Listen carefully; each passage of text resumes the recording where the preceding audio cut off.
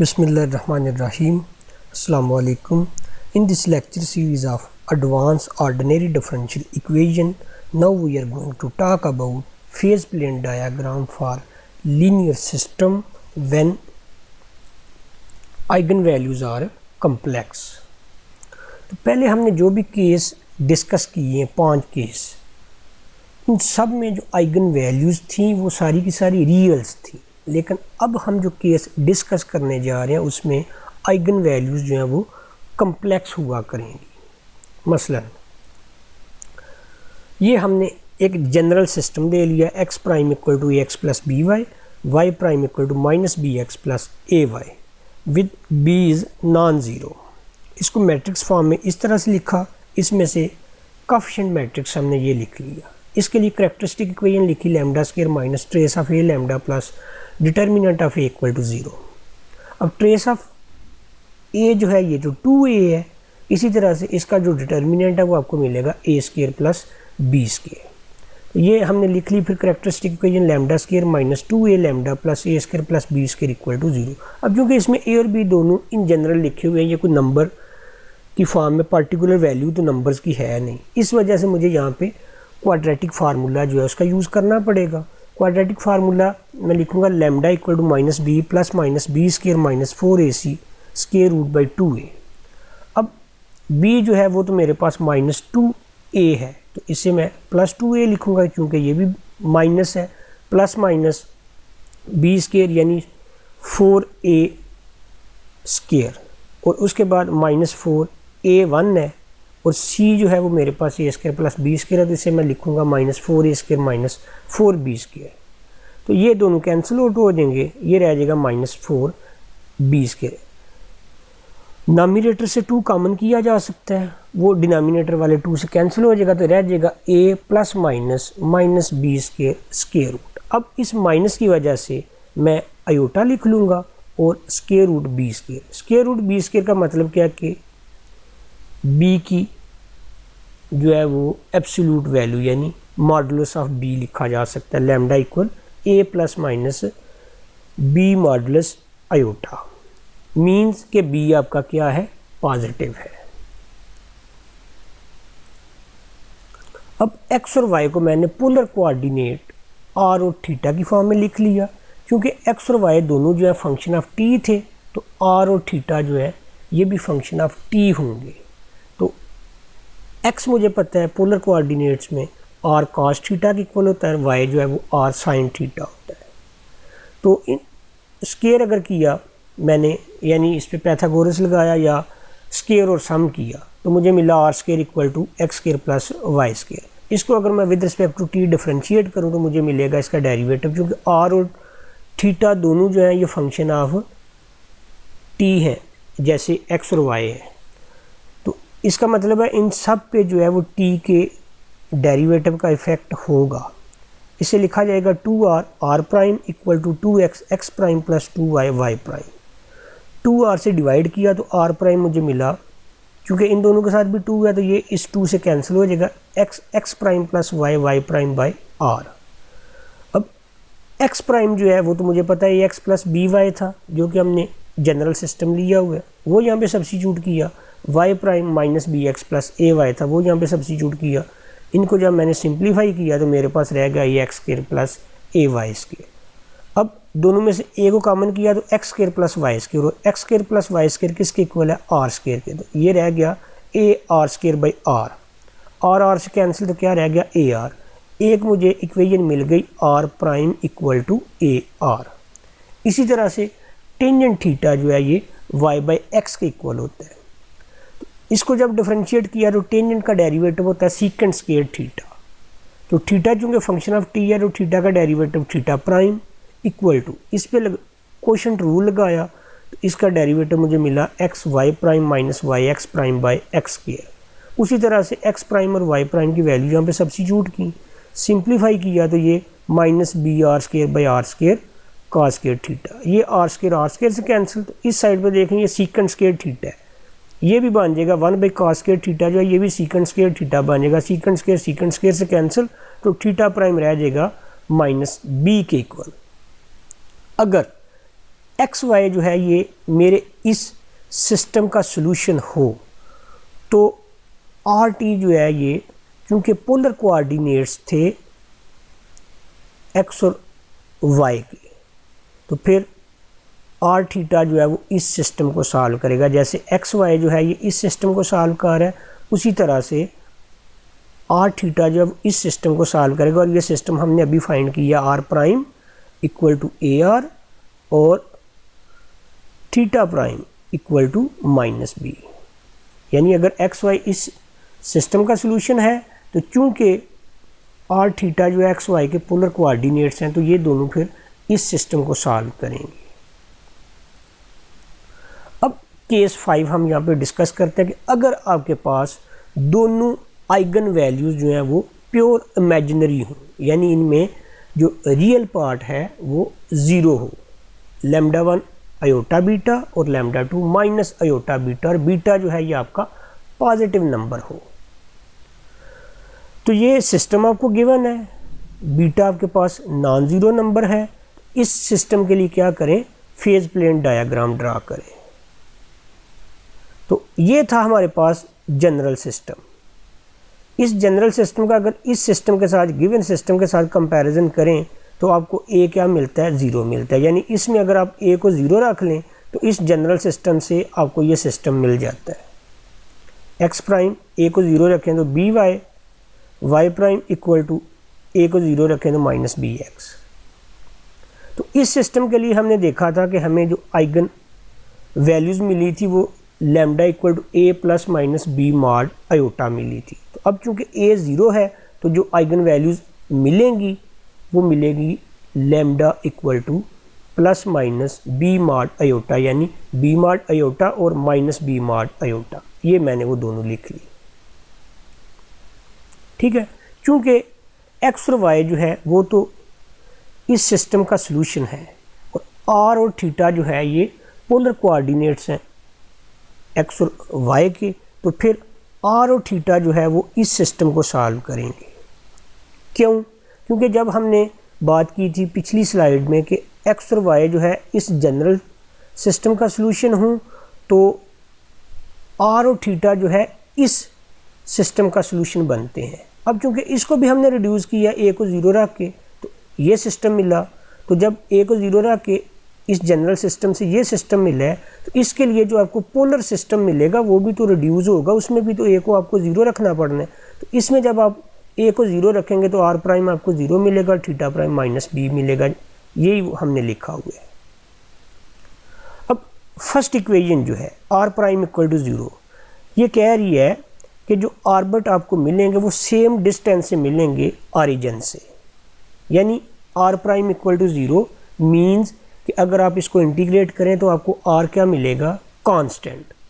Are mean radius of circle equal to constant. वो आप अपनी मर्ज़ी से चेंज कर सकते हैं, 1 रख सकते हैं, 2 रख सकते हैं, 3 रख सकते हैं। तो जैसे जैसे आप चेंज करेंगे तो आपको डिफरेंट सर्कल मिलते जाएंगे और सबका ऑरिजिन जो है वो सेम होगा।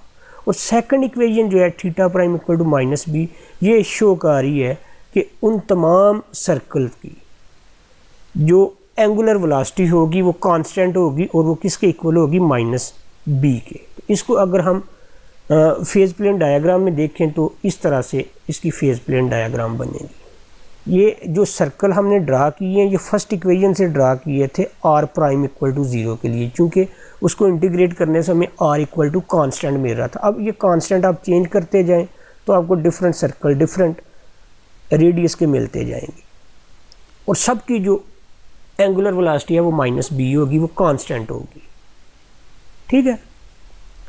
तो ये हमने लिखा we draw the phase plane diagram 1 B less than zero, क्योंकि बी के लिए यहाँ पे लिखा था कि बी नॉन ज़ीरो है, यानी ये पॉजिटिव भी हो सकता है और नेगेटिव भी हो सकता है। और यहाँ हमने ये जो फिगर ड्रा किया ये हमने नेगेटिव बी के लिए की है। नेगेटिव बी के लिए यानी in this case the equilibrium point 0 0 is called a centre. जैसे हमने पहले भी मैंने कहा कि एक को हमने सैडल नोड कहा, एक को हमने स्टार नोड कहा, अनस्टेबल, स्टेबल। और अगर बी आपका लेस देन ज़ीरो होगा तो फिर इनकी जो डायरेक्शन है ये काउंटर क्लॉकवाइज होगी। इसी तरह से अगर आप बी को पॉजिटिव ले लें तो क्या करना है, जस्ट आपको ये जो डायरेक्शन के साइन हैं इनको काउंटर क्लॉकवाइज की निस्बत क्लॉकवाइज की फॉर्म में आपने इनको कन्वर्ट कर देना है। बी लेस देन 0 के लिए एंटी क्लॉकवाइज डायरेक्शन और बी ग्रेटर देन 0 के लिए क्लॉकवाइज डायरेक्शन। ओके, अब दूसरा केस लेते हैं, केस 6।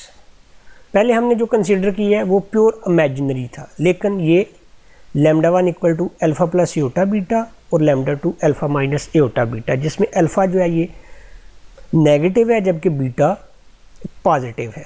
तो ये हमने एक सिस्टम लिया जनरल, इससे हमने क्या करना है, फेज प्लेन डायग्राम को ड्रा करना है। ए और बी जो है ये दोनों नॉन ज़ीरो है।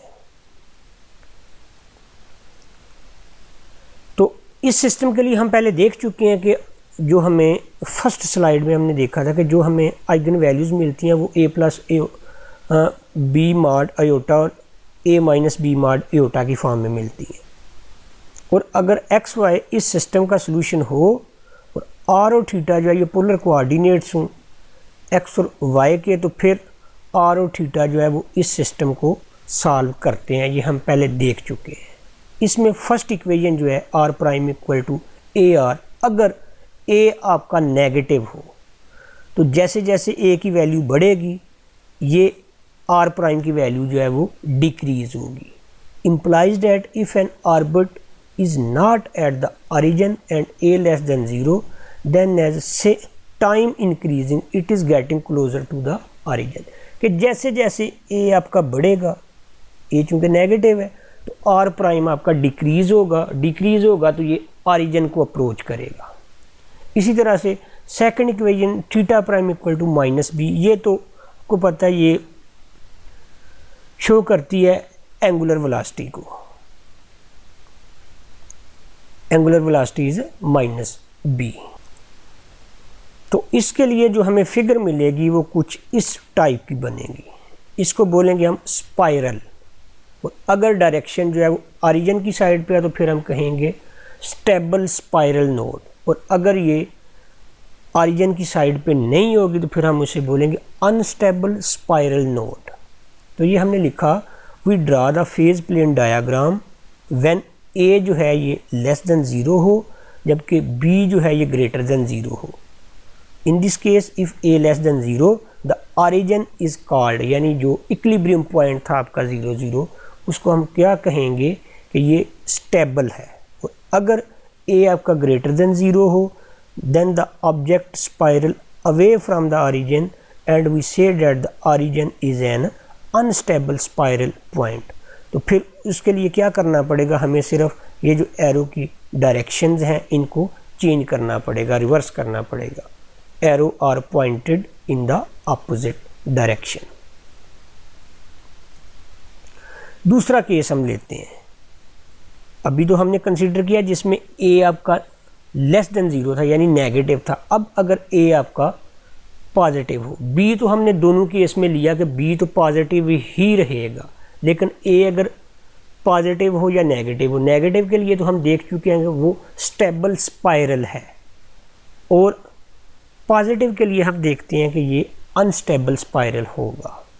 ये हमने एक सिस्टम लिया, ए और बी दोनों जो हैं वो नॉन ज़ीरो हैं, जबकि बी हमें पता है कि बी को हमने पॉजिटिव लेना है और ए को भी पॉजिटिव लेना है।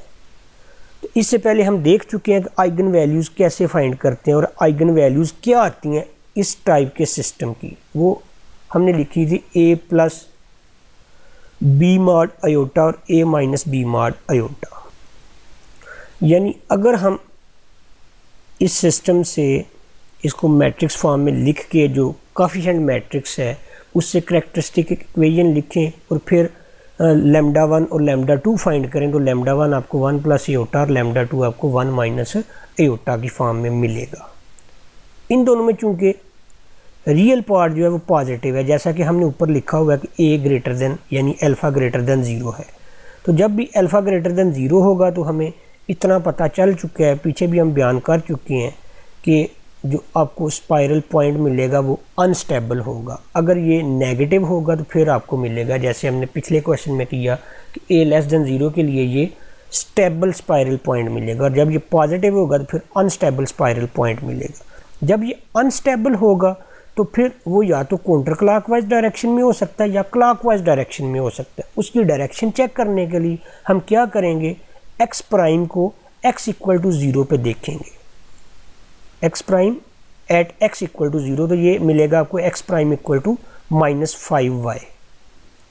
It follow from the equation, इस इक्वेशन को फॉलो करते हुए that when an orbit passes through a point on the positive y axis, कि जब आपका कोई भी पॉइंट पॉजिटिव y एक्सिस को टच कर रहा होगा, उसको क्रॉस कर रहा होगा, तो उस वक्त x जो है वो आपका डिक्रीज हो रहा होगा। इसको देखते हैं, तो ये देखें,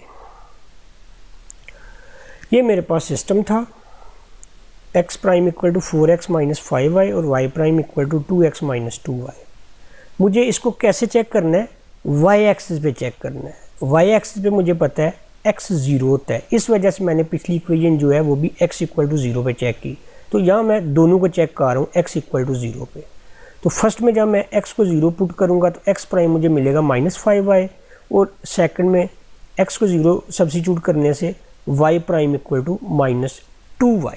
यानी अगर मैं पॉजिटिव y एक्सिस की बात करूँ, पॉजिटिव y एक्सिस की, तो मुझे y की वैल्यू जो है वो पॉजिटिव नंबर लेना है। अगर मैं पॉजिटिव नंबर लूँ y की वैल्यू, इसमें देखें y आप पॉजिटिव सब्स्टिट्यूट करें तो x प्राइम आपको क्या मिलना है, नेगेटिव नंबर, और y प्राइम भी आपको क्या मिलना है, ये भी नेगेटिव नंबर मिलना है, दोनों नेगेटिव, x प्राइम भी नेगेटिव, y प्राइम भी नेगेटिव। इसका मतलब क्या है कि अगर x प्राइम नेगेटिव हो तो डायरेक्शन जो है वो ऐसी होगी,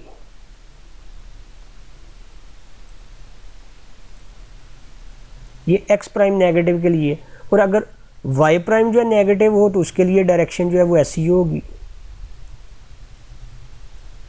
क्योंकि नेगेटिव y एक्सिस की साइड पे। तो ओवरऑल जो इसकी डायरेक्शन होगी वो ऐसी होगी। हमने रिजल्टेंट लेना होता है ना, ये इसका मतलब क्या है कि जो मैं स्पाइरल ड्रा करूँगा वो एंटी क्लॉकवाइज होगा।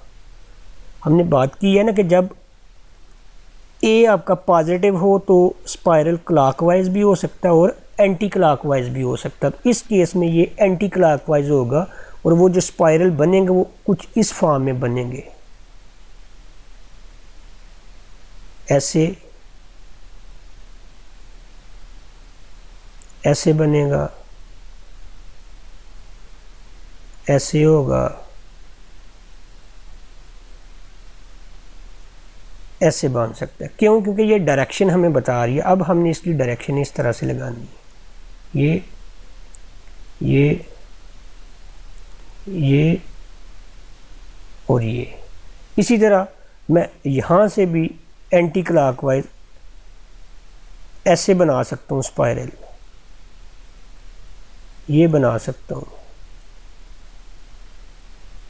ये बना सकता हूँ,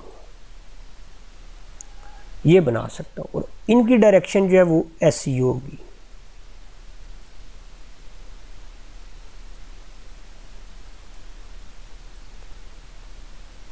और इनकी डायरेक्शन ऐसी क्यों होगी?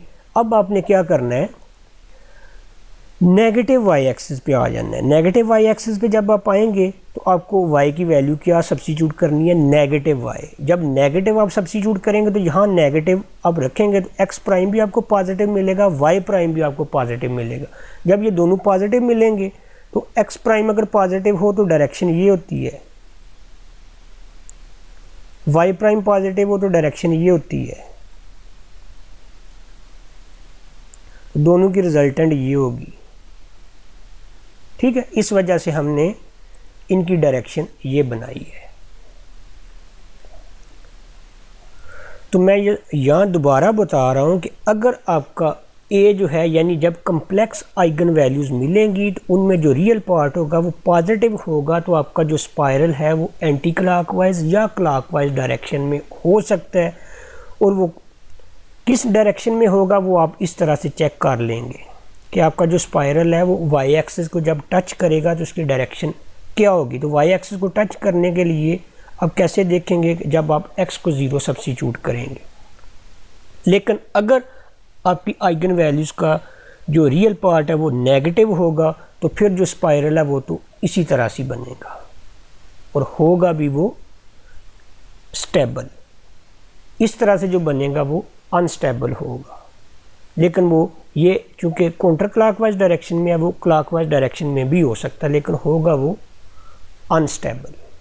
ठीक है, और इसी को आप नक लाइंस की मदद से भी ड्रा कर सकते हैं। ये हमने नक लाइंस की मदद से इसे ड्रा किया हुआ है। आपने क्या करना है, हॉरिजॉन्टल टेंजेंट और वर्टिकल टेंजेंट जो है वो ड्रा करने हैं और अपनी फिगर बना लेनी है। हॉरिजॉन्टल टेंजेंट और वर्टिकल टेंजेंट के लिए आपको पता है कि एक्स प्राइम को 0 लेना पड़ता है और हॉरिजॉन्टल टेंजेंट के लिए वाई प्राइम को 0 लेना पड़ता है। वो हम पीछे सैडल नोड वाले में चेक कर चुके हैं। उस तरह से आप करेंगे तो आपको इसकी ये फिगर मिलेगी। अल्लाह हाफिज़।